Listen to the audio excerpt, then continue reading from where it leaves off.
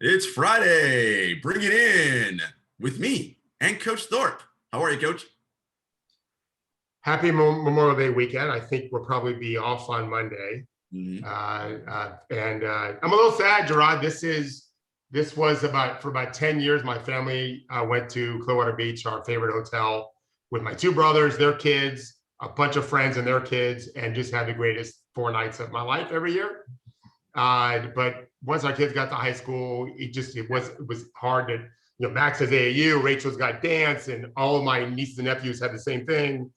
And so we just don't get to do it. And I miss it. I really miss it. I'd have been on the beach right now with, I won't even say what's in my hand, but bocce ball in one hand, because we play a lot of beach bocce ball.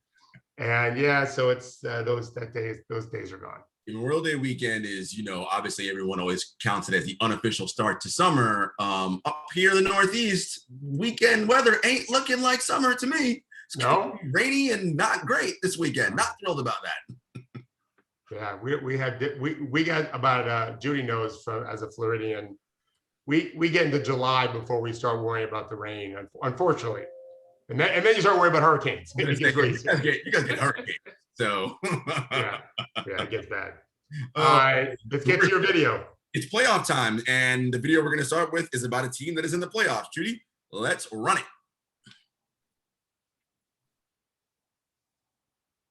Yeah, this is good.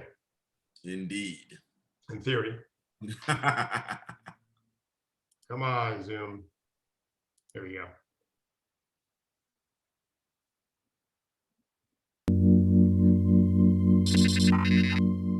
Thanks to a free-spending new owner, an aggressive GM, Kevin Durant, Kyrie Irving, and the acquisition of James Harden, the Brooklyn Nets are the greatest offense in the history of the NBA and the odds-on favorite to win the NBA title according to Vegas. But they have a problem. The Nets finished the season ranked 25th in adjusted defensive rating. No NBA champion has ever been outside of the top 15 in defense. Even with the odds at plus 200, they're 67% likely not to win the title. All of the prediction models suggest they're even less likely than that to win. There's nothing more the Nets can do from a roster perspective to improve those odds, so they're going to have to figure the defense out. How? There's one man who can make a huge difference, but he's essentially a rookie who's barely played in 50 games. Nicholas Claxton. At 6'11", he's a super athletic, long, quick big who can switch 1 through 5. He has limited game experience as he missed the majority of his rookie season and this year, recovering from a hamstring injury and arthroscopic surgery on his shoulder. But since his return, he's been a revelation for head coach Steve Nash. He leads the team in defensive estimated plus-minus, defensive rating, and net rating. In a road game against the Portland Trailblazers in late March, Claxton found himself switched on to superstar guard Damian Lillard a few times and handled himself quite well. Claxton will find himself switched on to superstar guards and wings all playoffs long in the Nets' switch-heavy defense, and his strong play, awareness, activity, and quickness will need to continue. He's the likely 5 in the Nets' best and most important lineup, which didn't play a single regular season minute. So they'll be learning in the pressure cooker of the NBA playoffs. They say ignorance is bliss, and the young player has been hyped up by his more famous teammates all season. He relishes the challenge. Yeah, that's pretty much what people say, the intensity and level is going to be up, but I'm with all the smoke, so I'm ready. I'm excited. I'm ready for whatever, and that's going to bring out the best of me. Claxton has never experienced anything like the level of games he's playing in right now. But if the Nets do win a title, this playoff neophyte will be a big reason why. And we just learned yesterday in Coach Steve Nash's media availability before tonight's game in Boston that Jeff Green suffered a strained plantar fascia in Game 2, and he'll be reevaluated in 10 days. And that means June 4th will be the next time he gets looked at. That doesn't mean he's going to play come June 4th. He's going to get reevaluated June 4th. So he's certainly out for the rest of the Boston Celtics series, which, the Nets are going to wrap that up. But going forward, that's going to place even more importance on Nicholas Claxton. But Coach, I know he's someone you looked at and you like what you see. Well, yeah, your point on the video is good. And what you didn't say, because you're limited in time, is Blake Griffin isn't the answer at 5 defensively. So Claxton can be. I think you mentioned the comment, ignorance is bliss. Announcers say that a lot. I think it's a great cliche. It sounds cool. It ain't bliss for long, because you said it. He's never seen anything like what he's about to see. The speed of the game and the magnitude of your mistakes, the consequences of the magnitude of your mistakes is a big deal. And all of a sudden, there's a lot of things going through your head. So he ain't be ignorant for long. Like it's going to be you're titling our show today. I can't see it. You can say it out loud. Oh yeah, it's who's built to handle adversity. Yeah, so we don't know if the Nets are built to handle adversity. They haven't even come close to having it. Now, Green being hurt is not a good thing, but it may not matter in this series. I would argue it won't matter in this series, even one game maybe. Although Boston could always win a game, you never know, but ain't going to go 6, you wouldn't think. Right. So let's see how the Nets and Claxton handle losing a game or giving up a 15-point lead in the fourth quarter because they can't guard anybody. These are things we don't know. It's such a unique situation, Jarod, that we've got what some people think is the favorite, in part because every other team is reeling to some degree, and yet they played. What is it? I mean, how many minutes have they played? 200. How many minutes have the big three played together? Now with the first 2 games they played by 230 odd some minutes, so more than they played in the past. So they're keeping up. Nothing. It's nothing. Yeah. So it's just a lot of questions going forward. But I like how you put it. If they win, if we know, mid-July, the Nets have won the championship, it's more likely than not that Claxton has played a pivotal role. It's possible that he doesn't. Right. Like last year, Gasol and Dwight Howard didn't play much of a role in at least 2 of their series that they won a championship.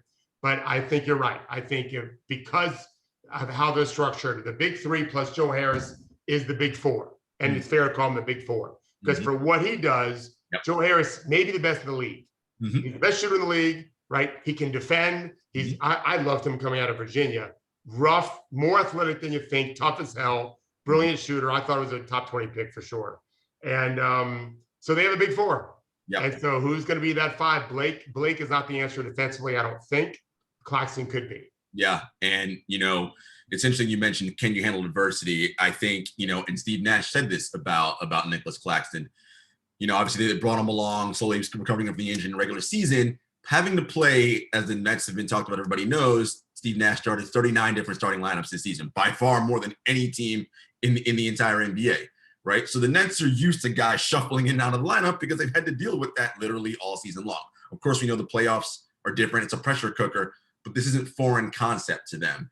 And I think, and Nash said this, with our big 3 and Joe Harris and some of the guys that we have, because they may have a slightly larger margin for error because of what they can do offensively, Nash is like, look, we can allow Nicholas to be out there and make some mistakes because he's going to make mistakes. He's a young guy. We don't want to kill him with all the information, as you said, Coach, and have my brain scrambling, but we got to allow him to get out there, learn, and make some mistakes. And I'm like, look, that's true. And playoffs are going to be the best teacher one way or the other. Yeah, just to finish the thought on that, we'll probably visit them again when we go through all the series. This is where culture really matters. This is where Kyrie can be so – I don't think Kyrie used to be a good mentor, but I think he can be now. For whatever reason, we can talk about it if we want to later. They've got to be understanding that what you said, like he's going to make mistakes. Everyone does. LeBron made a terrible pass last night to Caruso. And he's LeBron James, for crying out loud. Like, it happens. So you got to let the kid grow. You can't scream and yell at him. He's going to be screaming and yelled at in his own mind from the bad guys trying to score on him, and defend him. So the Nets culture needs to be able to almost like think of like a parachute. It's got to catch him, right? It's got to slow him down as he's falling to the earth fast, and let him gently land and go on to the next game, because playoffs, it's hard. Like the teams can really zero in on you in the way they don't in the regular season. And he's going to look terrible some game, but whatever, just next game, next play. That's what we say, next play, right? I think Ted Lasso says, be the goldfish. Yeah, the goldfish. Right? Yeah. Yeah, we talk about it all the time. I don't say be a goldfish, but you've got to be able to learn from a mistake and then detach emotion from it. Learn from it, move on. I say to my kids all the time, like no permanent injuries, no record, none of those things that'll last you forever. Learn from what you've fucked up at, and let's not attach emotion to it, and let's move on. And if I don't attach emotion to it as a dad, it's easier for them, I think, to just kind of roll with it too. This is what I've always felt. Same as the coach. This is where I think Steve Nash is super good. Yeah. He's chill. Like these guys, they don't need him to yell and scream. No. And that's the part about him, and we'll talk about them more later, Coach. Emotional intelligence is so key, and having that EQ and be like, he's a good guy to lead this group, because they don't need screaming and hollering, right? That's not, and the guys can actually police themselves around that, and you see them do that. Nash needs to be like, all right, guys, we're okay. Here's what you need to do, right? And I think that's so key, because even if you're the most, as you said, LeBron made a mistake last night, even the most veteran person, that like, oh, it is cool. What am I freaking out about? We're fine. Let me just go ahead and execute this next play. Yeah. Speaking of executing plays, let's play some jazz. Let's go. You are all right. So last night, the hero of the night, certainly for the Nuggets, but maybe for all the series, was Austin Rivers, who I do not think is any good. He made 4 threes. I thought he had 3 straight, maybe in the fourth quarter, and they won the game. And he was unemployed a couple months ago, right? Waiting for the call. He claims he didn't get a call because of some personnel issue, attitude. I think it's because he just isn't very good typically. But there's a large point to be gained here, and that is there's no fine line between NBA player and then guys that need to go to Europe or Asia or whatever. There's a gigantic line. It's like the Sahara Desert. There's so many players that could have done what Austin Rivers did last night. Now, they may be worse than Austin Rivers, Jarod, in that they'll make more bad games, have more bad games than Austin might. I would contend that there's some that may never be as good as Austin was last night, or maybe they would be, but they wouldn't be as bad typically, and they didn't even get a chance. He's Austin Rivers. He went to Duke. He thought he was All-American, lottery pick, got paid by his dad. So let's give him a try. Meanwhile, and they got one great game. Hey, celebrate, and good. They won. Fantastic. But there's other guys that I think are out there who could do more. Campazzo, we'll talk about him later, is another example of a guy that was in Europe for a long time. He's 29. He started, played great, helped them win. There's a whole bunch of guys that can help this league. You got to give them a chance to do it. But congrats, Austin Rivers. Congrats, Denver. You got up off the mat being tagged in game 1, and we should not be surprised about the Nuggets, right? No, not at all. When you've got the world's best player on your team, you expect this kind of stuff. They're fighters, but he's amazing. To follow up on your point about Austin Rivers, he has referenced this incident 2 or 3 times now in post-game interview sessions with the Nuggets, not exactly calling to what it is. I suspect it might have something to do with what you said, Coach, which is Doc paying him when he went to the Clippers. Look, the NBA is a small fraternity, and everybody knows each other, and everybody knows the same people and talks about the same things. And I would imagine, I don't know firsthand, I haven't asked anybody, but some players felt some kind of way about Austin getting paid by Doc, right? And I'm sure some execs felt some kind of way about it and what have you. I don't know if that's the thing, but he's constantly referenced this thing that has sort of followed him. Okay, maybe that's it. Maybe it's not. Part of that too is he's the son of an NBA guy. He was a little cocky dude at Duke. There's a lot of things that go along with Austin Rivers, right? And I think your point is well taken. But what we can say is, he can provide some value, right? And it's about what role do I have him in? Now, if I'm a Nuggets fan, do I want him playing 30 plus minutes a night? My backcourt? Hell no. But I got no choice. Jamal Murray's hurt. They got problems. They got lots of injuries. If Dozier was still here, if Barton wasn't injured, I'm sure he wouldn't be playing as many minutes. But they're stuck. They got to do what they got to do.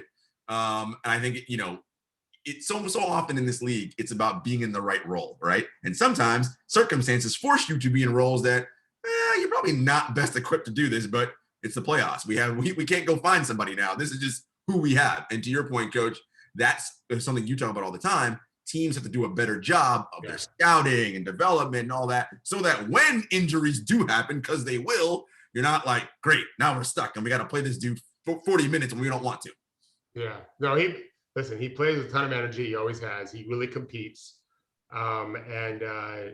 I actually used to think he had a lot of talent and just never really could capture it. I still think that's what ends up going to be the story of his career. Is he was better than he could have been better. Mm-hmm. Not because of harder work, it just hasn't worked for him the way I thought it one day might be able to. But he was a hero last night, and the Nuggets have found a way to recover and might be heard from for a while more, which the rest of the league should not be happy with because Jokic is no joke. Sorry, Henry. Blazers down. MPJ. Not good. Right. Sorry, Henry. Right. So what I love about this playoffs, Coach, is that fans are back in the buildings, the arenas are loud, and it's just, you know, when you're, I mean, obviously I've been fortunate enough to be covering games, covering playoff games, and I felt the energy. But, you know, since I'm not doing that as a media person because of COVID and whatnot, it's nice to feel it coming off my TV screen. But we're seeing some negative things as it relates to fan behavior. We saw what happened in Philly with the fan tossing popcorn on Russell Westbrook. Judy's posting the story of John Morant's dad. The Utah Jazz banned 3 fans who made lewd and racist remarks towards John Morant's dad and his mom during Game 2. Those fans have been banned. I mentioned the fan throwing the popcorn on Russell Westbrook when he was leaving during the fourth quarter. And then, of course, there was the fan at MSG who spit in the direction of Trae Young. And all these things upset me from a number of different reasons. And I just, it's multi-layered. And my first point that I want to talk about here is we've done this thing in this culture and society, and part of it is the industry in which we work in, which is media, where we have given fans this overinflated value of themselves and their role in this thing we call sport. Look, they're important from a monetary standpoint. You pay for tickets, you buy league pass, you buy jerseys, all that stuff. I get it. I would also like to point out that it's discretionary income, right? You choose to spend your money that way. You don't have to, right? That is a choice you make. But that choice you make does not entitle you to go to an arena and act like an asshole and do racist things and attack the talent, right? That is akin to someone coming to your place of work and doing those to you. Like, again, I understand this is entertainment, but the people who play, this is what they do for a living. This is their work, their job. And no one should have to deal with that coming into their work, right?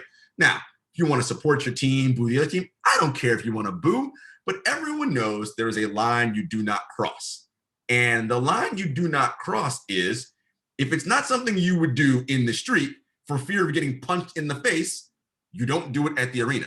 But the reason why you do it in the arena is because you hide under the fact that these guys can't do anything to me because they won't let them, right? And that's why so many of these people do these things. And then there is, of course, the optics of what is largely and almost 100% of the time white fans doing this and directing it towards black players, right? And there's that whole element of coming to watch the animals at the zoo and doing all those things, right? You ever go to the zoo, and Judy and I were talking about the zoo prior to the show before we started, you see those idiots who climb up on the thing and start banging on the glass and try to wake the lion up or whatever. And I'm just like are you, what's the matter with you? Are you stupid? Like, I don't understand that kind of behavior. I don't understand what goes through people's minds who do that. And again, there needs to be some consequences for fans that do this. The idea of the malice in the palace and the way that ESPN and other media entities covered it, to me, was disgraceful. Everything was about the players and what they did wrong. Dude, who throws food on people? Who does that? Where are you? Anytime that type of activity happens, you are well within your right. And I'm sorry, if a fan comes out and steps into a player's work, court, whatever, you knock them out. You get whatever's coming to you. Yeah. You get knocked out, hey man, should have known better, right? Like, I don't know what to tell you. Anyway. Oh yeah, I'm going to comment on that as part of my next one. Judy, you could play David too. I'm just listen to what this guy has to say, Jarod. You fucksticks are really out on social media going, of course I went and got my vaccine. I did my research. I know what's in it, you peasants. Oh, buddy. You are the research. Being a Marine has taught me one thing. Never be the first to volunteer. Y'all rushing out there, stand in line and get the vaccine like folks rush out to get the new iPhone. And if history has told us, any new product that ever comes on the market is always full of problems. And you know how they fix those problems? That's it right there. You fucksticks are really out on... You fucksticks. So, yeah, I love it. So I wanted to talk about what you talked about, because as a coach, I've always been kind of sensitive to this exact thing with fans and my players. I think that we are fully engulfed in the age of Trumpism. And Trumpism, as I define it, and one day I think our grandchildren will be reading about this. It's an embrace of ignorance, an embrace of indecency. This guy could have, he's dead, by the way. That guy is dead. Mm-hmm. That guy who was making fun of people, he was a deputy officer, former Marine, who was making fun of us for taking vaccines. And if you listen to it again, I've listened to it 20 times.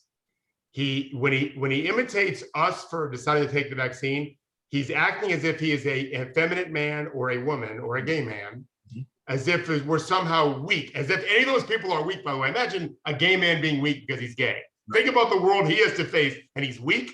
Right. And obviously we know about how women, how tough they are.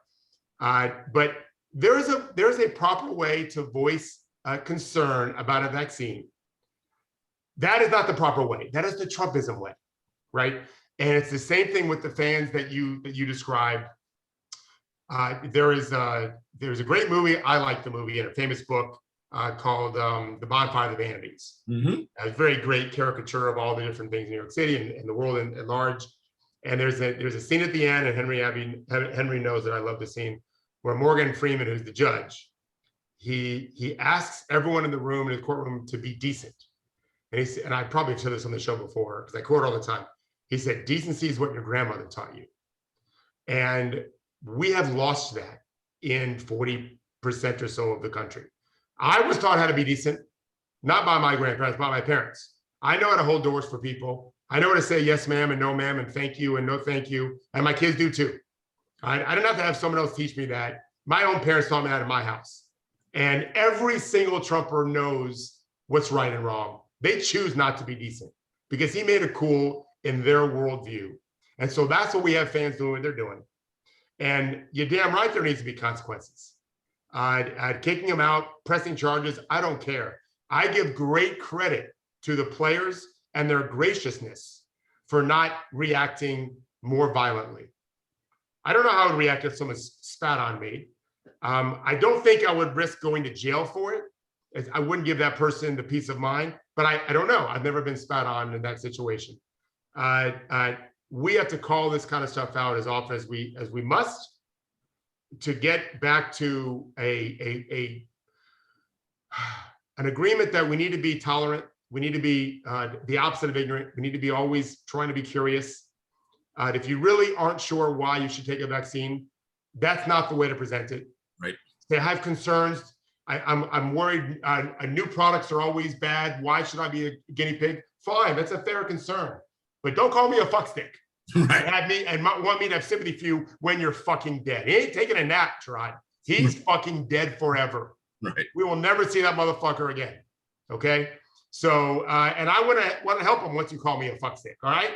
So every fan surrounding anyone doing that shit needs to say, no, we do not do that. If you want to boo, I never understood the booing. I like booing referees when I was when I was in my 20s.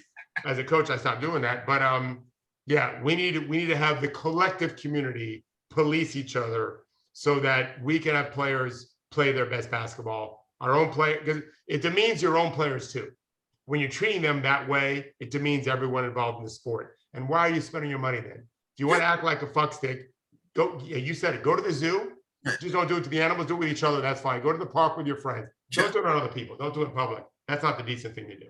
Yeah, it's Caleb's in the chat, don't start nothing, won't be nothing, right? Like he said it a little more aggressively than that, but that's ultimately what it is, right? That's everyone's taught that, right? Like it's just, I don't know what again goes through your mind that is something you think is a viable way in which to react. Again, I've also removed myself from that irrational and erratic fan behavior. It's like, dude, it's a game and it's entertainment.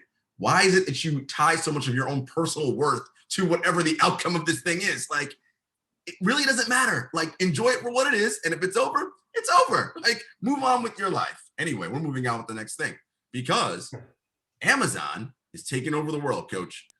So Amazon just recently bought MGM, Metro Golden Mayer Studios, for just a shade under $9 billion. $9 billion with a B dollars. And that is all the content housed by MGM. Which is a hell of a lot of good content. Look, guys, I hope you're all paying attention to this. Amazon, with its 1.7 or 1.69 market, $1 trillion market cap. Right. Like, that is ridiculous. 5 to 6 people and companies control just about everything in this world.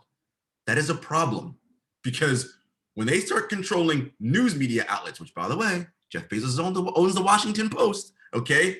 That's when propaganda starts leaking out, right? And everything that is done in their best interest to keep the oligarchs, right? The minority, by the way, because there's less of them than there are us, to keep them in power. That is the goal. Coach talked about this. He brought it up off air, talking about the net worth of Jeff Bezos and Mark Zuckerberg and all these guys, and how it's literally not like a nice uptick on the stock market, how it's literally one straight arrow going up. That's how rocket ship. Yeah, rocket ship. Meanwhile, minimum wage, the same as it was 10, 15 years ago. The cost of living quadrupled, times 10, times 20. But all the money that the regular people gets going away. We need to be aware of this and very mindful and look at what's happening to us. And as jobs are being taken away, less and less jobs, people living longer. Listen, we're not heading towards a good spot, and it's all incumbent on all of us to do what is necessary to stop the oligarchs from doing what they're doing. Yeah, well said. Okay, so last night, the Nuggets are trying to hang on to beat Portland and go up 2-1. Austin Rivers makes those threes. If you could play that, this is Jokic. Watch Carmelo Anthony in the bottom on the left of your screen, deciding to kind of show a double towards Jokic. Jokic finds Aaron Gordon for an easy dunk. I don't know what in the hell Carmelo's doing. First of all, his hands were low until the very end. It's a what was it, 104-99. So a 5-point game with 2 to play. Get a stop and a score. It's a 1-possession game, and you're right there with probably 1:45 to go. You cannot approaching Jokic with that kind of casualness is akin to rushing Tom Brady by strolling past the offensive line, right? You're going to get a touchdown on you every time. Going at him hard may not work either. He's brilliant as a passer. And Aaron Gordon happens to be his best receiver. I've watched a lot of tape. If his man ever leaves him to go towards Jokic, he's always cutting. In this case, he was already there. He just sealed Lillard, who looked just as surprised as Carmelo that Jokic might pass the ball to Aaron Gordon at the rim. Guys, what are you watching? That's the number one guy you got to account for is Aaron Gordon when Jokic has the ball, even if there's not a double team. So that to me encapsulated. I've been talking about this all week with friends of mine in the league, and about the hair on fire mentality of teams that win. If you probably watched Joakim Noah in college. Mm-hmm. Joakim Noah played like his hair was on fire. Oh, they won 2 national championships and 3 SECs, right? Yes, he had good teammates, but Joakim had a intensity about everything. Now, he happens to live his life that way, but he definitely had it on the court. If you watch the Lakers play defense, which we'll talk about the Lakers in a sec here, all the teams that bring that hair on, the way Milwaukee's playing right now, this is what I thought Portland would have coming home in front of fans the first time. And Carmelo, come on, you do that? I don't blame just Carmelo at all. Damian was just as bad. You're going to lose, and they did. You've got to. That's when you talk about Claxton. There is an intensity that needs to happen. These games mean so much. If your opponent brings it and you don't, you get squashed, and that's exactly what happened. Yeah, Coach, and I love that you brought that play up because when I watched it, it made me think of a couple things. To your point, double teams may not work against Luka, right? But I know that casual soft double team, that definitely ain't working. And Jokic is this way, Luka's this way, this way. You cannot, if doubling is the strategy, fine. That double has to be hard, and to your point, hair on fire. That kind of stroll with what are you doing? No, active hands. Woo! You're no man's land. You are like, what just if that's the point, you might as well just stay on your man and forget it. Don't even bother doing that. Right. For sure. Than what you did. And I've seen it too many times. It's just you Yeah, and I'll talk about it when we talk about the Mavericks and the Clippers series. Yeah. You got to just be, again, hair on fire and commit hard. Yeah. Like this soft shit, that's how you go home. Like, yeah, no doubt. All right. So Naomi Osaka, 3-time Grand Slam champion. Really? She has 3 already? She has 3, yep. Jeez. She has decided she will not be talking to media at the French Open, and cited part of it being mental health. And she talked about, oftentimes the bad faith of some of the media that you engage with at press conferences. And what are they there for, right? It's in sports is emotional, right, Coach? As much as we try to talk about you separate from whatever, particularly in an individual sport like tennis, after a gut-wrenching loss or even a big win, you need time to decompress and collect whatever just happened to you, right? And oftentimes, right, media in these grand press scrums, which we've all been a part of, and I've been fortunate enough to cover a major tennis tournament. I covered the U.S. Open. It's an environment that I don't think is fair to the athlete. And I get it. Fans want to hear from them and hear what they have to say. And I know that that's important. But, again, there needs to be some fine line that we draw there between what is actually important and what are we trying to get out of this. And so many news organizations, all they're there for is to try to ask a question, to get the athlete to say something crazy, to post it on social so it goes viral, and then it's this big thing, right? And then now the athlete has to answer questions for the next 2 days about, what'd you say about this, and blah, blah, blah, and all that stuff. And unfortunately, not what we do at TrueHoop, which is why we're so fortunate in what we do here. That's what the majority of media platforms are about nowadays. It has nothing to do with journalism or putting out interesting stories or anything. No, it's how can we create a viral moment to go crazy? And how do you create that? Usually by some form of conflict, right? Or something like that. And I find it to be disheartening that is the future of where media is going. And a lot of athletes now are going to get to the point, as Naomi said, I'll take the fines, right? Because if you look at what her average wins will be money-wise forget about what she makes off the court, right? $50 million, fine. Just that tournament alone. Forget about if she even wins it. Let's just say she makes week 2. She's going to make hundreds of thousands of dollars. So whatever the $50,000 cumulative fine is over the 2 weeks, easy. I'll take that. And then, yes, I will talk to media, but I'll talk to media who I have established relationships with, where I know they're going to express what I'm saying in a genuine and honest way, as opposed to trying to make some kind of story up. And that, for the fans who get mad, there's going to be a limited pool. And it's really a shame that that's where we're going. But, when you chase virality and chase things that don't matter, this is where we end up.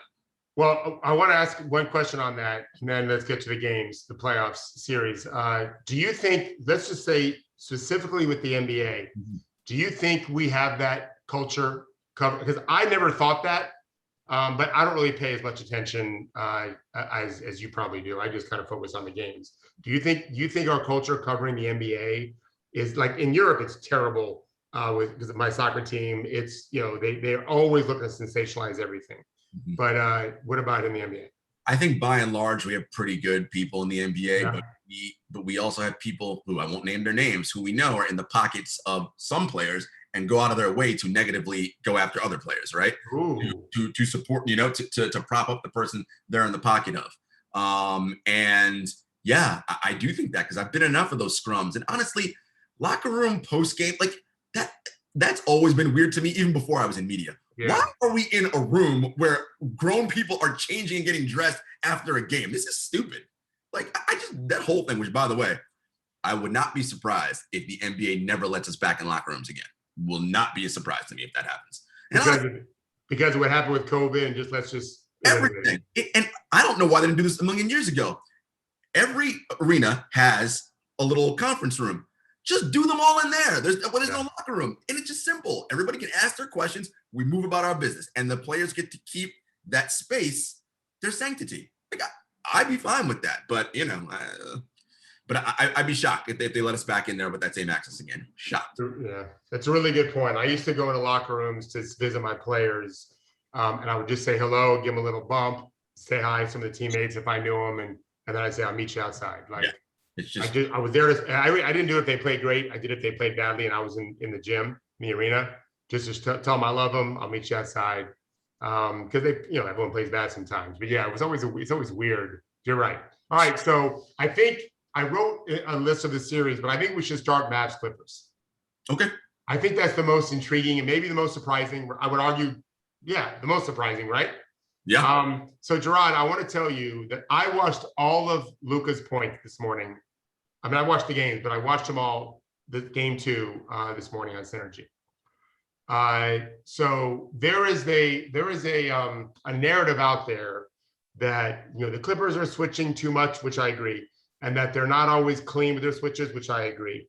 But the narrative is more like, well, they just got to have Kawhi and Paul George guarding Luka more. Well, I'm here to tell you, no, they don't. They're guarding him plenty. And he is going through them like a hot knife through butter. Now, how he's doing it is different.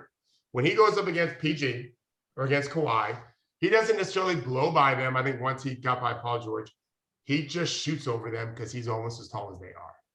And they're worried that he's going to drive by him. He's got that great stop and start attack. He scores at them so easily that Kawhi at the end was like, fuck this, I ain't guarding him anymore. He let Zubac switch on him just fine. He wanted no part of him. He was going under screens, which probably is in the report. But after he's got his 30th point in 3 quarters, you need to start guarding him out there too. All right. And Pat Bev, who I think is a bulldog of a player, nothing. Like he's got, I was telling Henry this morning, it's like Henry scoring on his son Duncan in 1-on-1 when Duncan was 7. Like Luka just, I've never seen Pat Bev bullied. Just boop, boop, boop, layup, like nothing. He's got no shot. And we are looking at the next LeBron James. He does it way differently. Don't get me wrong. How his longevity will be, I don't know, because he's not the athlete LeBron is, and never, ever, ever will be close. But in terms of impact right now at this age, he is LeBron James. Yes. And that is to be respected and feared because that's how good this guy is. Yep. And you and I talked about this when we made our series preview. We said, Luka's going to win 2 games by himself. Well, they got there too. And now the Clippers have to win 4 of the next 5. Yeah. Does anybody think that is actually possible? I mean, anything is possible. Shout out Kevin Garnett. Do you think it's likely that the Clippers win 4 of the next 5? I don't. No. And, you know, I mentioned the soft double on Jokic. Yo, man, you can't be sending Rajon Rondo and Pat Bev as your doubles on Luka. Like, as Luka said, and I'll clean it up, too effing small. Okay, like these little dudes. Oh, did he say that? Oh yeah. Oh, did he really? Every time he scored on Pat Bev, too effing small. He's got. It's funny. He's got. I didn't know he said that. He's got some swagger. Listen, ton. I've always said, oh, it's good to be Shaq. When I would talk to his teammates who were so frustrated at his, you know, he was just a fun guy. Be Shaq. He's like the king. Like nothing phases him when you're that good and that big. It's good to be Luka. This dude has been killing players for a decade, right? When he was 12 and 13, he was beating men. So those 2 guys trying to trap him. I used to swim in the pool at night with my kids every day when they were like 9. And we would play keep away. Well, they were 9 or 8 or 6 or 4. I could just hold them whatever was up. They couldn't get to it. That's Luka against those guys. They got no shot against him. And when the team is really shooting well, right. It's 4-on-3. Yeah. 2 on him. He passed the ball. It's 4-on-3. But 1-on-1 against those amazing defenders, cook. No, maybe he'll miss shots, but right now he ain't missing enough. Barbecue chicken, as Shaq would say. And you know, if you're gonna do the hard double, fine. You better hair on fire, and you better come with size. Hair on fire, right? Hair on fire. Hair on fire on and off the ball. You've got to. I said this to him the other day. We didn't do our show yet. I don't think we did it. The Lakers race to shooters. The Clippers run. Yes. The Lakers race to shooters. I said this on a pod the other day too. The Clippers run. Well, if your hair is on fire, you're racing to wherever you need to go to get the fire out, right? The Clippers just don't play with their hair on fire. They need to ratchet up or they're going home. And as you know, Coach, defense is about being connected and on a string. Clippers ain't that. And we talked about it, right? Oh, the best wing defenders, Pat Bev. Like, look, as Russell Westbrook famously said, Pat Bev tricking y'all, man. He don't play no defense. Like, it's just, you know, it just is what it is. And I just, this series is going to be over in a hurry.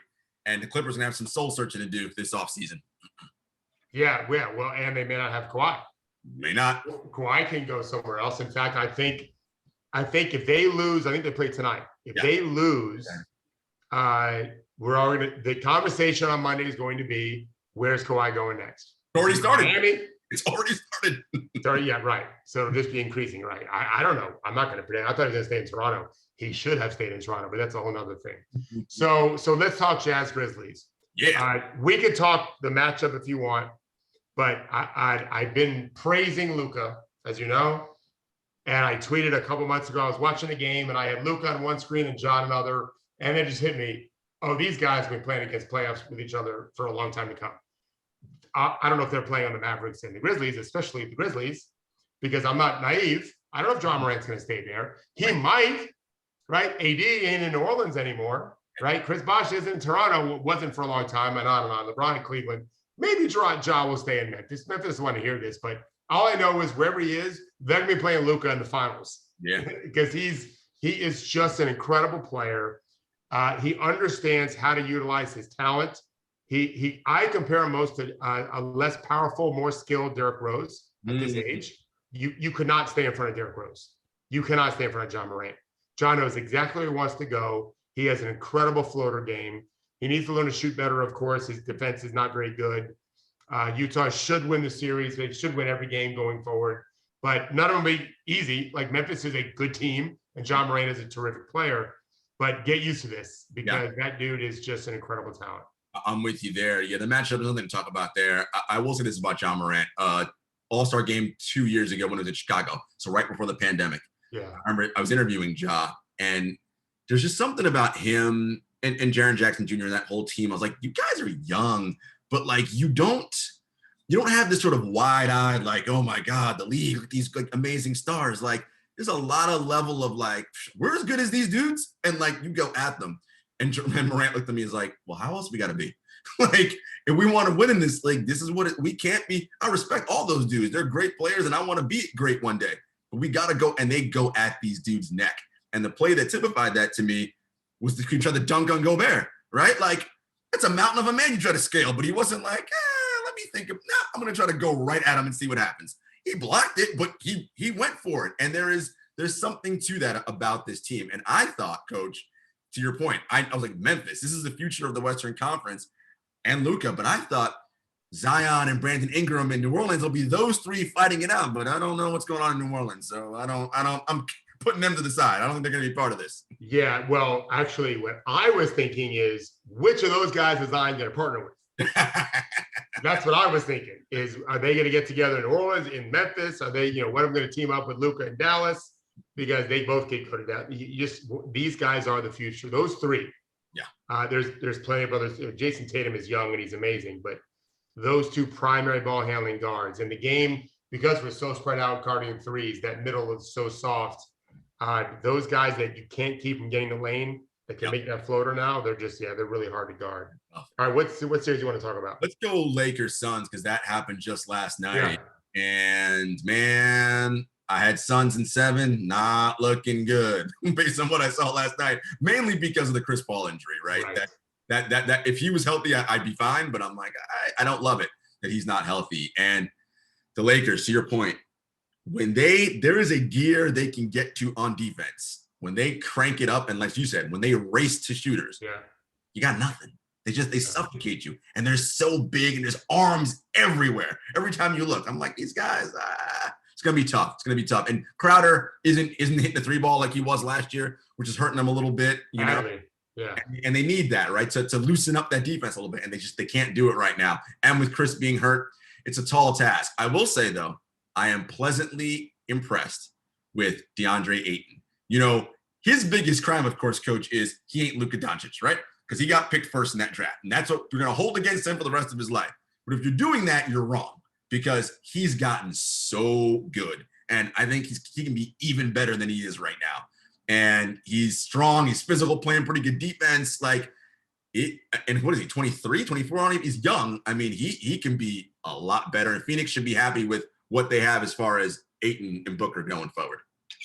So Henry and I have a document that we update just with observations from previous night's games. And I just wrote pretty much everything you just said, that basically Ayton is averaging 22 points a game, an 83% shooting, 83% shooting against the world's best defense. Okay? It's Anthony Davis. Yes. Anthony Davis, Andre Drummond, Marcus All, these are huge men. Kuzma's not a little guy as a backup forward wing. 12 rebounds a game too, so he's killing it. And there's no way he should have gone number one over Luka Doncic. That's what I wrote. That only tells you how good Luka is. It's not Andre. It's not Ayton's fault. Right. He didn't tell you to draft him. He said draft me. Who wouldn't say that? He's doing the best he can. The cat's really good. And Phoenix, I picked the Lakers to win. I don't remember if I said 6 or 7. I always do a 2-game range. But it's who knows? With Chris Paul, like I certainly would not say Phoenix couldn't win if he was healthy. I feel terrible. But on that subject, I want to bring this up. Did you see what Monty Williams said about it? No. Jarod and Judy both take the time to watch Monty Williams. You have to know what's happened to Monty Williams in his life. Oh yeah, I know. Yeah. You want to tell, because Judy may not know because she didn't follow the NBA when it happened. But he lost his wife, and did he lose a child? Yeah. To a car accident, was it? Yeah. Yep. So devastating. And I know him. He said some very, very kind things to me years ago. I didn't know he knew who I was. So I've always been a huge fan because if you like me, I like you. Just like anyone else. After the game, he was asked about the tragedy of Chris Paul and his injuries in the playoffs, right? And this amazing man said, I'm not the best guy to talk to about a tragedy of injuries in playoff games, right? It's terrible. I feel bad for him, blah, blah, blah. But he's got an amazing family. He didn't say the $80 million he has in the bank or whatever. He just said he's got a great family. Like, he'll get through this. And I just wanted to hug Monty so much. Like, this is what I want to tell the fans who are spitting and throwing stuff. Like, who are you? Who taught you to behave this way? That was the first thing you said was correct. Who and what are you? That's the question you have to ask when people do that. Who and what are you? Like that's yeah. All right. So Devin said, I thought he lost one of his kids. I knew he kept the others. So just his wife. That's enough. Yeah. As someone who's married 32 years now, that's enough. So I love his perspective on that. I think Phoenix has something going forward. Jay Crowder, I don't know if he's 2 for 21, but it's really bad. Yes, when he's shooting, really bad. And it can get better. I think the Lakers get some credit. I wrote a chapter in my book about this. The teams that really make it hard for you to score, I think tend to have good luck when teams get open because they're so happy they got open. That was my philosophy when I was a young coach.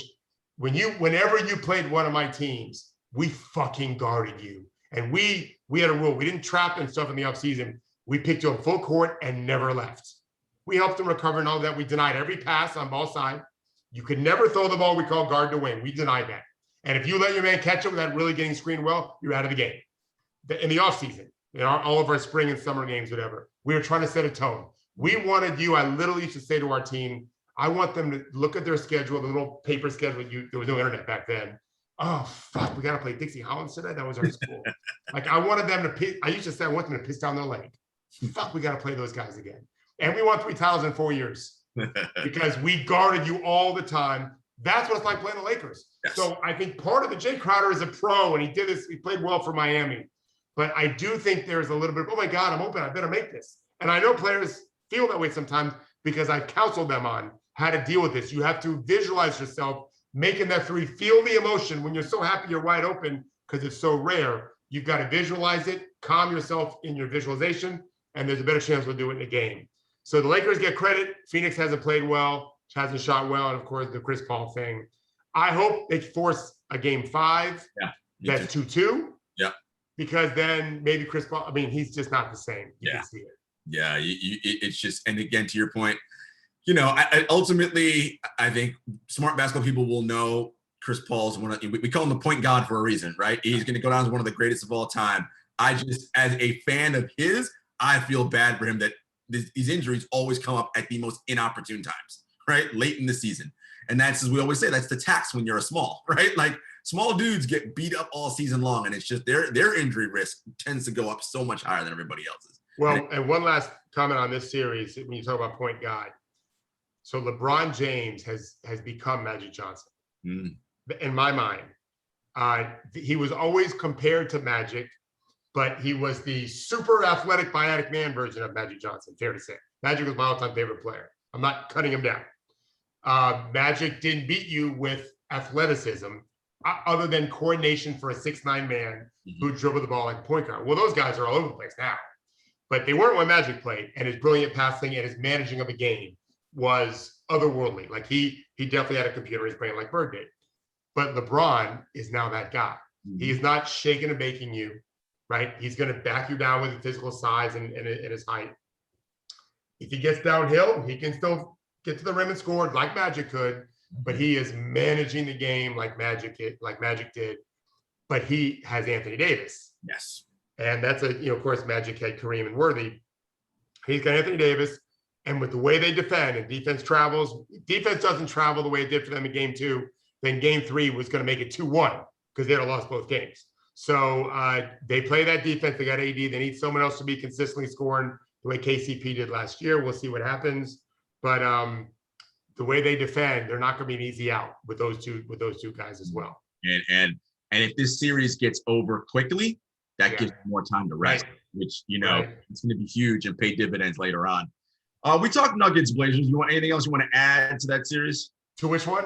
Nuggets, Blazers. No. Other than this, I'll say I think Portland's offense got really stagnant out of arrogance. They had the best offense in the league the last 15 games of the season. They were just really cooking. They were shooting, 40 some. I have it written down. 42%, I think, 43% from 3. And they just have gotten a lot of stand around, go take your man, and it's just not good enough. Not against Jokic. I think it's a shame. No, I want to get to Knicks Hawks, which is the tightest series of all. Right? Give me your thoughts on that. Look, I think the talent advantage is overwhelmingly in favor of the Hawks. It's very obvious because the Knicks still have not figured out how they're going to stop Trae Young. Right? He's still doing his thing. Now, the rest of the Hawks in game 2 shot terribly from the field, and that was still a competitive game. The Knicks, of course, are the gritty, tough, and they out hustle and out tough teams. That's how they win.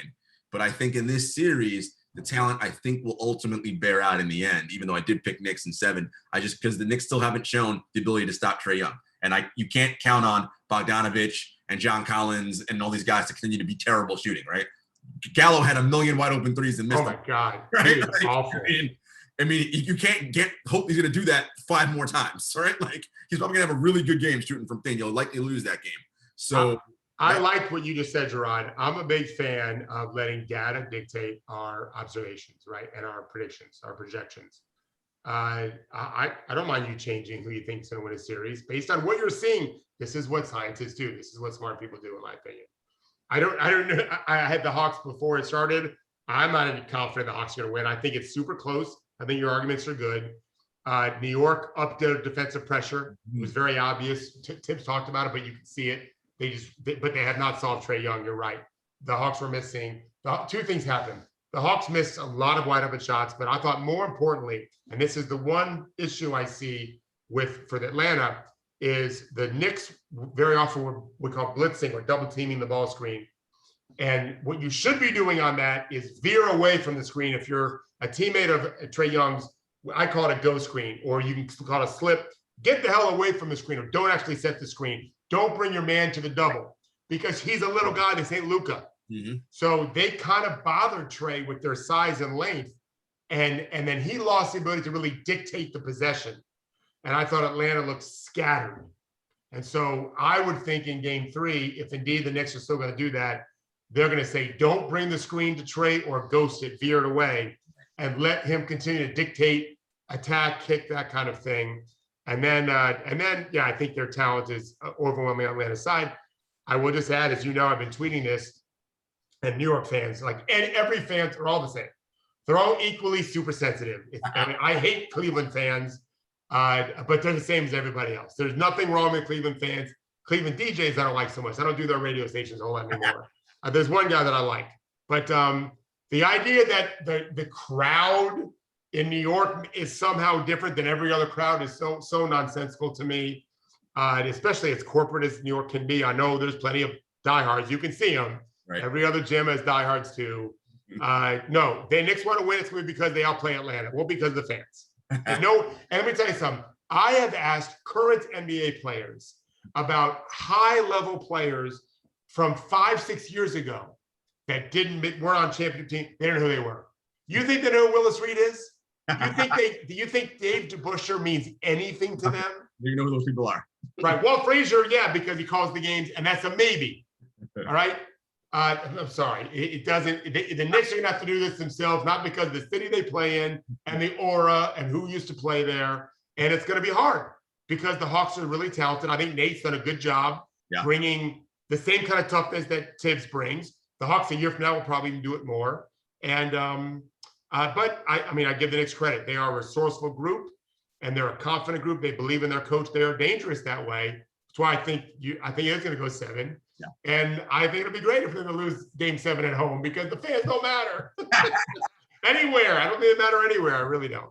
I love it, Coach. But that's a narrative. We got to run with it, right? I want to talk quickly about Nets Celtics, and we can combine it with Bucks Heat. Yeah. So, look, you mentioned the interesting about Trae Young, and like when you're playing him, like don't bring the screener near him, right? That's creating not enough space for him. Joe Harris said something interesting after Game 1.